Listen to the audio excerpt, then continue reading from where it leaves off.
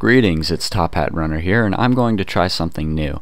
I'm going to commentate over this Airsoft video, but I want to give you the option to not listen to my commentary. Right now my commentary is playing on both sides of your speakers because I want you to hear this, but during the video my commentary will only play on the right side of your speakers. The video's audio will play on both sides of your speakers. So if you want to only listen to the video's audio, maybe because you want to hear something someone in the video said, or for whatever reason you might have to not want to listen to my commentary, just plug in a pair of headphones and only listen to the left earbud. And without further delay, let's begin the video. The rules for the Jaxonville vs. Florida game were as follows.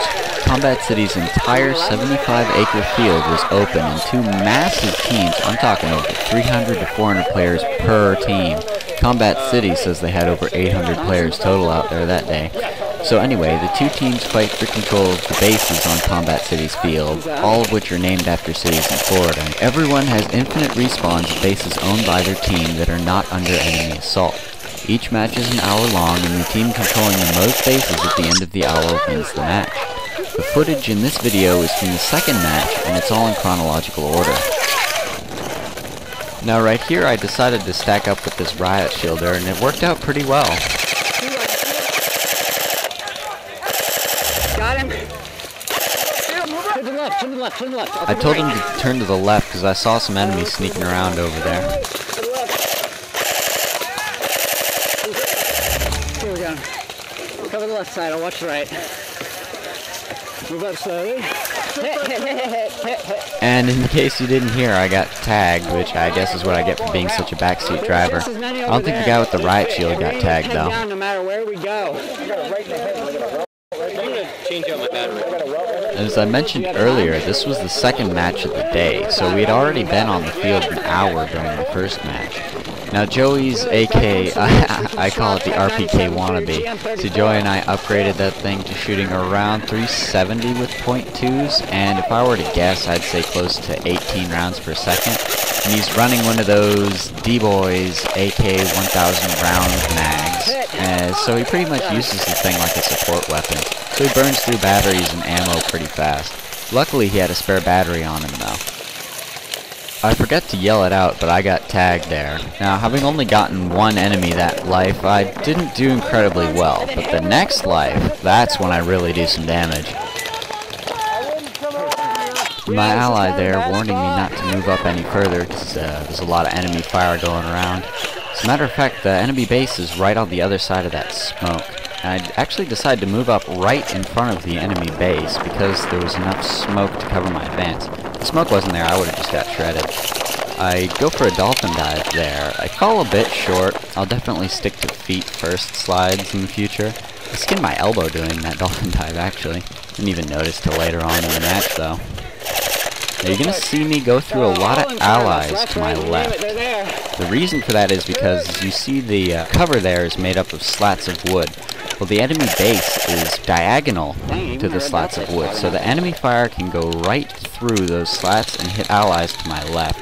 The reason I don't get hit is because there's a tree in front of the bit of cover I'm using.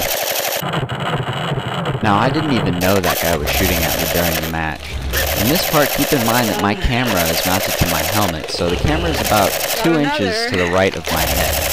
So it makes it seem like I'm a bit farther out of cover than I actually am. You can also see farther to the left around the cover than I could. Oh man, I wish they'd use some solid plywood for this. My goggles and red dot sight were fogging up during this part, so I'm sorry if my aim's a bit off. Oh, that guy right there. Yeah, that guy. I had to shoot that guy so many times before he finally called his hit. Anyway, like I was mentioning, my goggles and red dot sight were fogging up. I mean, I don't even know how my red dot sight would fog up. Maybe it has something to do with Florida's 100% humidity weather. And my goggles are Bobster Alpha goggles, so those things are supposed to be really good. I don't know why those are fogging up. Oh, a second time! Yeah, that guy just did not want to call his hit. From this range, my Type 97, I'm hitting that guy probably 5 out of 6 shots. And my gun's shooting 400 FPS, so that guy, oh, third time, yeah, that guy is great player, And my Type 97 shooting 400 FPS, so I know he's feeling that. There's no way. And more of my allies to my left getting peppered. Move up! Move up! Trying to get some allies to help me out here.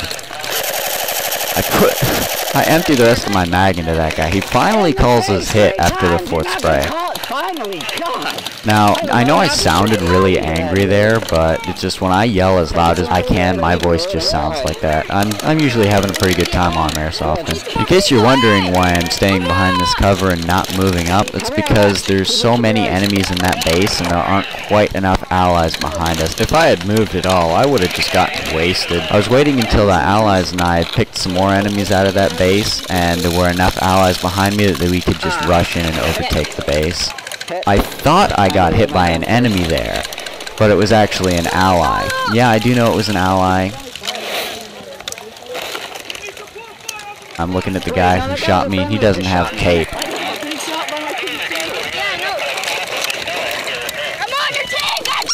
We're getting more friendly fire.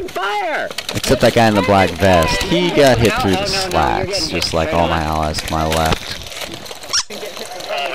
See? Even he knows we're getting hit from friendly fire.